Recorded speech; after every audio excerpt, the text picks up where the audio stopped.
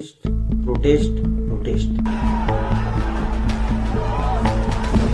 एक तरफ सड़कों पर उग्र होते छात्र,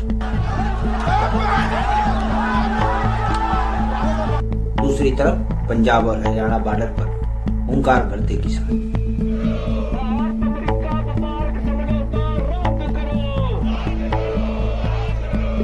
एक तरफ अमेरिका के साथ ट्रेड डील पर बढ़ता बवाल, दूसरी तरफ सरकार के खिलाफ देश के हर कोने में उठती विरोध की आवाज। सवाल यह है कि क्या यह सरकार संवाद भूल चुकी है?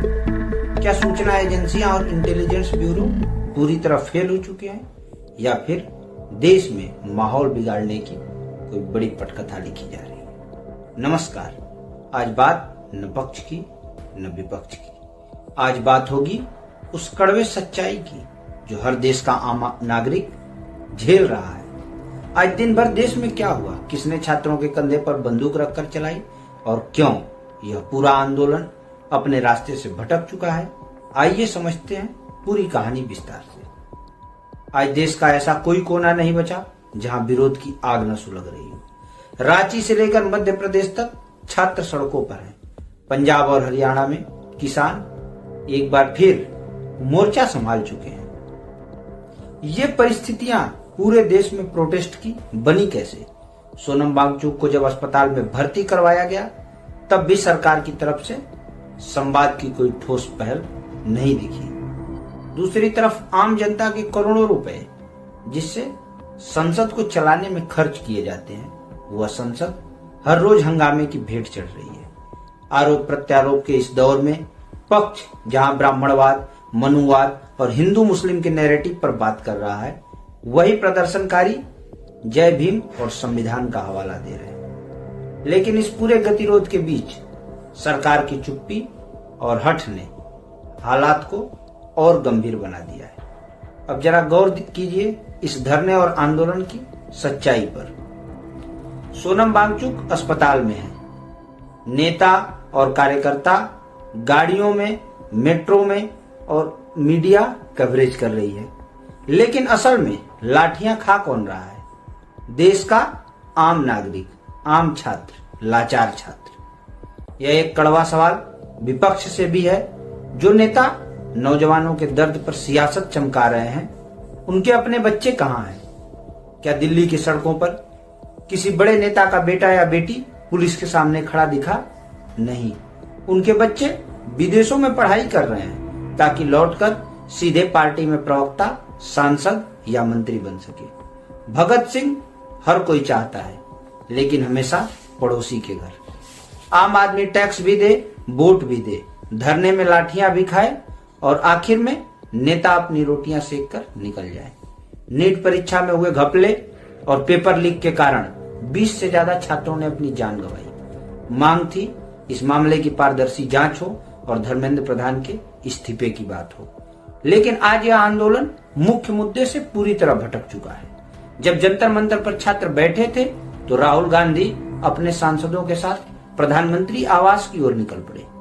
आम आदमी पार्टी आरोप लगा रही है कि इससे छात्रों का आंदोलन कमजोर हुआ। सच्चाई यह है कि आंदोलन अब राजनेताओं के हाथ की कठपुतली बन चुका है।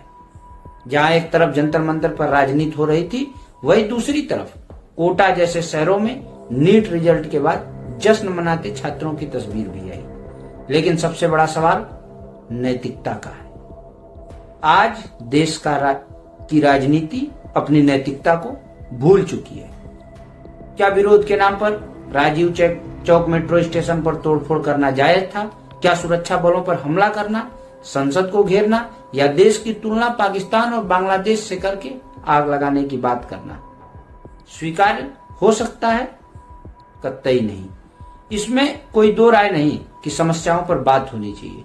पेपर लीक पर सख्त कानून बनना चाहिए और उस पर बात होनी चाहिए। सरकार की तरफ से भी संवाद में कमी दिखा। किसान आंदोलन और एनआरसी जैसे जनहित के मुद्दों पर भी सरकार का संवाद करना किसी विपक्ष से दिखा नहीं। लेकिन हिंसा और अराजकता से कभी समाधान नहीं निकलता। अगर हम व्यवस्था के दूसरे पहलू को देखें तो 2014 से पहले देश में केवल 50,000 MBBS की सीटें थी, जो आज बढ़कर 1,37,000 हो चुकी है। मेडिकल कॉलेजों की संख्या भी 2014 से पहले और अब की तुलना में 2 गुना हो चुका है। विकास तो हुआ, लेकिन जब परीक्षाओं में भ्रष्टाचार और प्रशासनिक लापरवाही होती है तो यह सारा विकास साख खोने लगता है।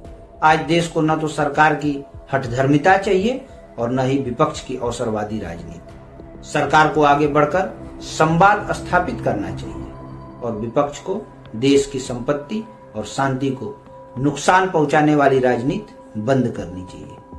और अंत में आज के हालात पर चर्चा, संवाद पक्ष और विपक्ष दोनों की तरफ से होनी चाहिए। जिस तरह की राजनीति विपक्ष कर रहा है, नौजवानों की आड़ में, लाचार छात्रों की आड़ में भारत को नेपाल बनाने की जो सोच रखने वाले लोग हैं, उनको भी, छात्रों को समझना चाहिए। इस पूरी घटना पर आपकी क्या राय है? क्या सरकार को बातचीत का रास्ता अपनाना चाहिए? कमेंट सेक्शन में अपनी राय जरूर दें। धन्यवाद।